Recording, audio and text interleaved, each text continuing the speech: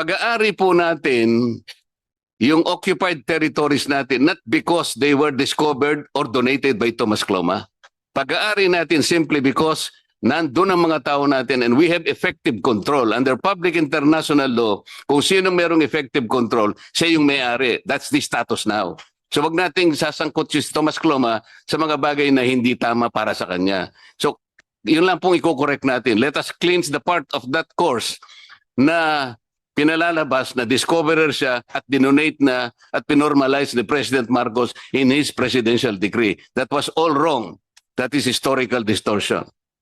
I think that is very, very clear, General.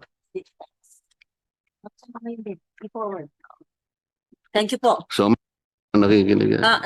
Pasensya na po. Oh. 1991 po, nakilala ko si Thomas Cloma. Oo, 1991 pala. Sige. Nakinig po ako. Sige, then I'll have a transcript. Have you clarified, you want to read something to record?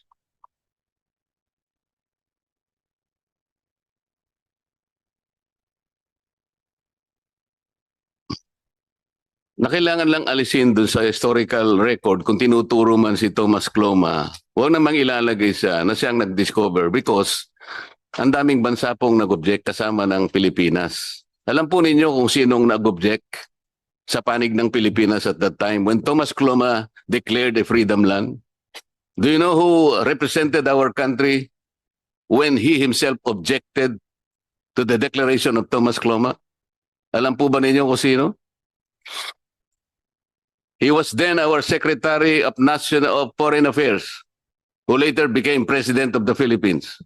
Who is he? Carlos P. Garcia.